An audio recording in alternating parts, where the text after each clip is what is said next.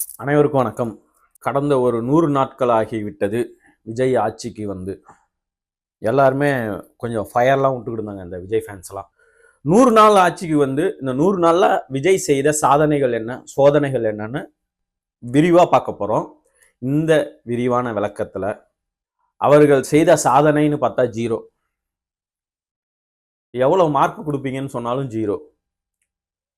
என்னதாப்பா நடந்திருக்கு அப்படின்னா, ஒரு ஆட்சி செய்ய தெரியாத ஒரு ஆள் கிட்ட ஆட்சி மாட்டிக்கிச்சு அப்படிங்கிற மாதிரி திரும்ப வேற ஃபயர் வேற விடுறாங்க. நாங்க திரும்பவும் எலெக்ஷன் வச்சா நாங்க தான் ஜெயிப்போம். அவங்களுக்கு தெரியாது சீச்சி இந்த பழம் புளிக்கும்னு. தமிழ்நாடு மக்கள் பிளான் பண்ணிட்டாங்க. இந்த பழம் புளிக்கத்தான் போகிறது.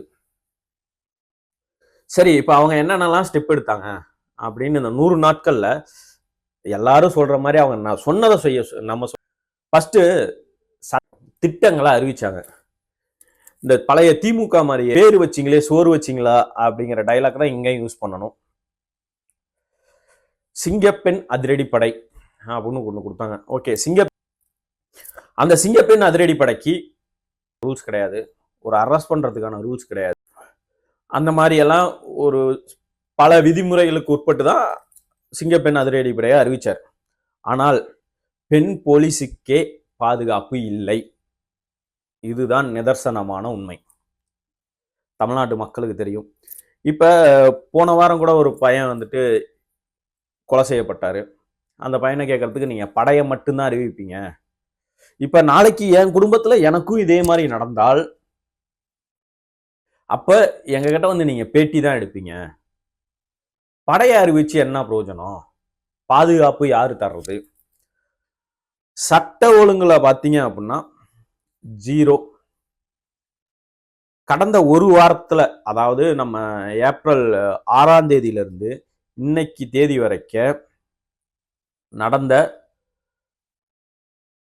கொலைகளை பத்தி பார்ப்போம். ஆகஸ்ட் 3 பீலமேடு நவீன், வயசு 25, கத்தியால குத்தி கொலை. ஆகஸ்ட் 6 கிணத்துக்கடவு அவினாஷ், வயசு 22, அந்த பையனை கத்தியாலையும் சுத்தியாலையும் அடிச்சு கொலை. ஆகஸ்ட் 10 அமுதன், வயது 19, 20க்கும் மேற்பட்டவர்கள் தாக்கி கொலை. நெல்லை அம்பாசமுத்திரத்துல வந்துட்டு 42 வயசு ஒரு உடையோரை போய் தேக்கி வெட்டி கொலை செஞ்சிருக்காங்க. இந்த மாதிரி இவங்க ஆட்சியில நம்ம சொல்ல போனா சொல்லிக்கிட்டே போலாம். அப்ப சட்ட ஒழுங்குல வந்துட்டு போதைப் பொருளும் அந்த அளவுக்கு பயங்கரமா ஆயிப்போச்சு. இந்த மாதிரி கஞ்சா விற்கிறேன்னு சொன்னவனை போட்டு வெட்டு அடிச்சு கொள்றது. சரி, நீங்க மது விற்பனைக்கு போதை பொருட்களுக்கு நீங்க எதிரானவர்கள், டாஸ்மார்க் எழுத்து மூட வேண்டியதானே? டாஸ்மார்க் வேற நீங்க பிரைவேட்டு கூப்பிட்டு FL2 பார் எல்லாம் நிறைய ஓப்பன் பண்ணி ஆன்லைன்லேயே மது விற்பனை எல்லாம் ஆரம்பிக்க போறீங்க. சரி, இப்படியெல்லாம் பண்ணிட்டு இருக்கீங்கல்ல, அப்ப உங்க கையில தானே இருக்கு டாஸ்மார்க். ஒரே கையெழுத்துல க்ளோஸ் பண்ணிட்டு போலாமே. இப்ப இதனால தானே சட்ட ஒழுங்கு இவ்வளவு சீர்கேட்டு கெட்டு இருக்கு. போதை வஸ்துக்கு ஜாஸ்தியாச்சு திமுக மட்டும் காரணம்னா அப்ப நீங்க யாரு? சட்ட ஒழுங்கு சீர்கேடு. சட்ட ஒழுங்குலை தமிழக அரசின் எனது மதிப்பீடு சைபர்.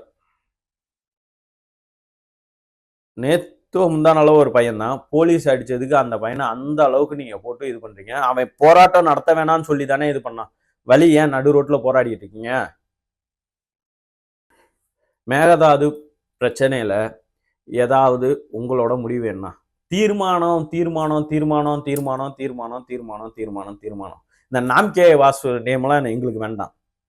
நீங்க எடுக்க போற ஆக்ஷன் என்ன? இவ்வளவு நாள் போராடினதுக்கு அப்புறம் எடப்பாடியாருக்கான அதிமுகவிற்கான கிடைத்த முதல் வெற்றி என்பது எடப்பாடி ஐயா அவர்கள் தமிழ்நாடு முழுக்க விவசாயிகளுக்காக போராட்டம் நடத்தினார். இப்ப சொல்லியிருக்கிறாங்க இந்த விஜய் கவர்மெண்ட் இனிமேல் நாங்க ஏத்தி தரோம்,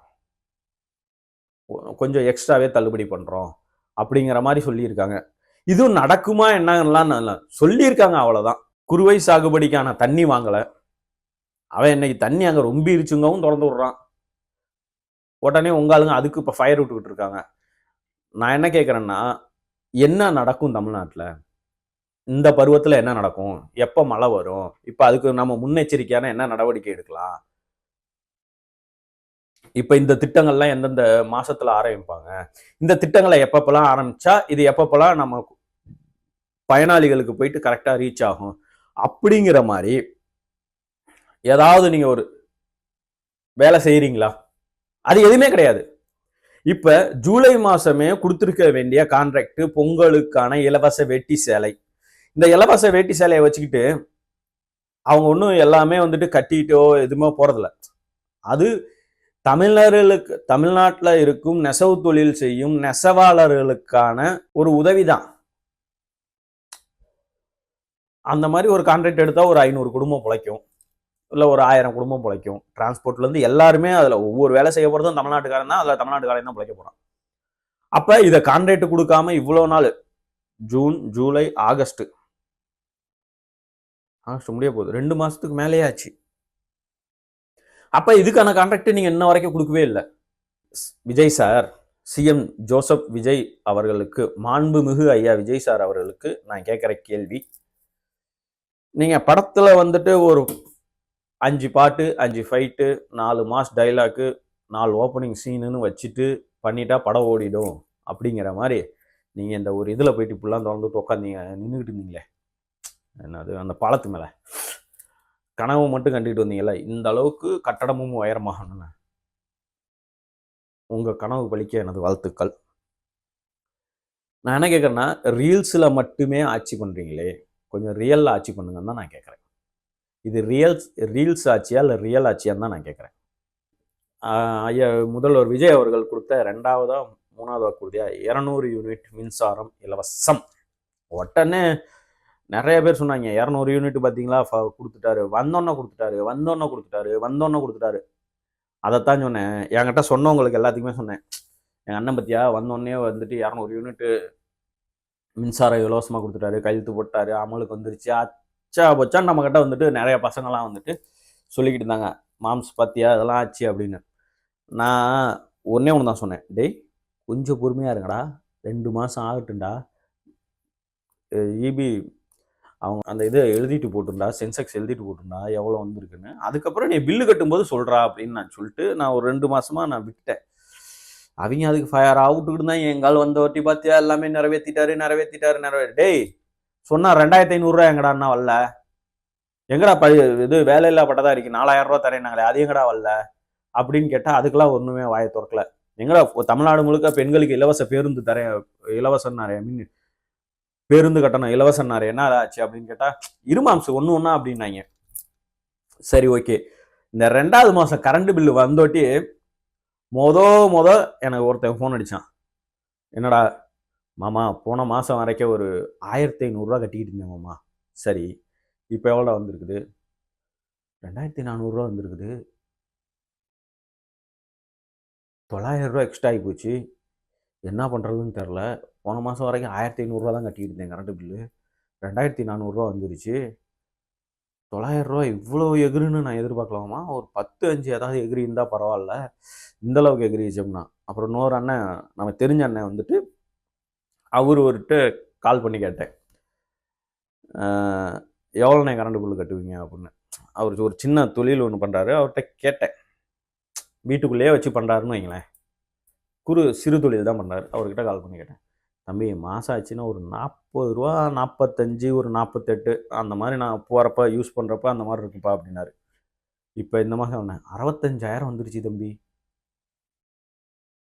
அப்படின்னு சொல்லிட்டு அவர் அழுவாத குறையா சொல்றாரு. இப்படி வச்சு ஓட்டிக்கிட்டு இருந்தா நான் இனிமேல் எங்க தொழிலை டெவலப் பண்றது, இழுத்து மூடிட்டு போக வேண்டியதான் அப்படிங்கிறாரு. அப்ப உங்க கரண்ட் பில்லுனால பல சிறு தொழில் செய்யறவங்க நிறைய பேரு இழுத்து மூடிட்டாங்க.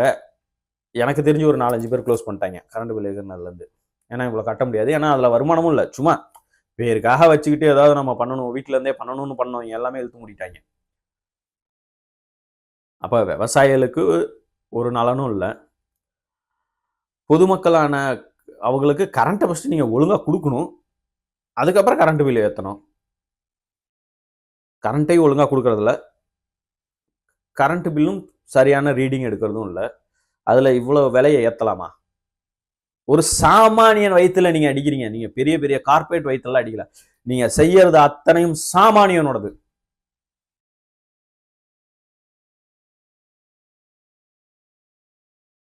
கோயில் நிலம் அபகரிப்பு, அது பேருக்கு நான் கைது பண்ணி வச்சிருக்கேன்னு கைது பண்ணி வச்சிருக்கீங்க.